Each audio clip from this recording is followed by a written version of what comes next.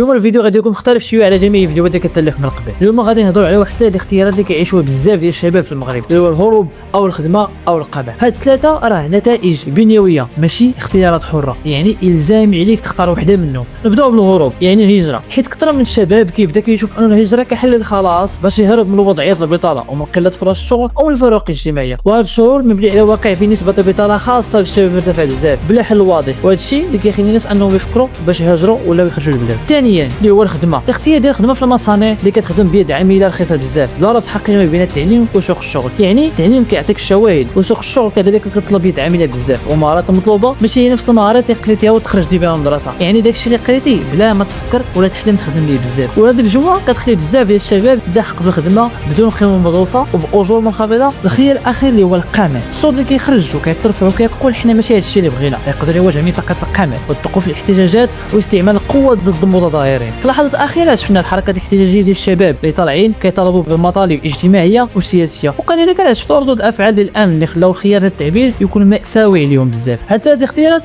ماشي اختيارات طبيعيه حره، راه نتائج ديال سياسات عامه، والاقتصاد ما خلقش فرص كافيه، والنظام التعليمي ما ربطش بين المخرجات ديالو ومتطلبات ديال سوق الشغل. وهاد الثلاث الحوايج اللي تقطعوا من الاسم ديال المثلث برمودا المغربي، الواحد الجيل كيتسائل واش نهرب ولا نخدم ولا نسكت. ماشي غير نقد بلا حل، خاصنا نقوموا نكسروا هذا المثلث، خاص تدخلات، خلق وظائف ذات جوده، اصلاحات اللي كتربط بين التكوين والشغل، والسياسات العموميه اللي كتفتح المجالات على المواطنه والتعبير بلا قمع. شباب ما بغى الشفقه، شباب بغى فرصه حقيقيه. شنو الراي ديالك؟ واش حسيتي انك شي وقت ما عندك غير هذه الاختيارات؟ كتب لي بالتعليق الراي ديالك وخبرني بتجربتك، وما تنساش دير متابعه اشتراك باش نزيد نفتحوا هذه النقاشات مع بعض. راه الموضوع كبير بزاف وكيطلب صوتك وصوتي وصوتنا كاملين.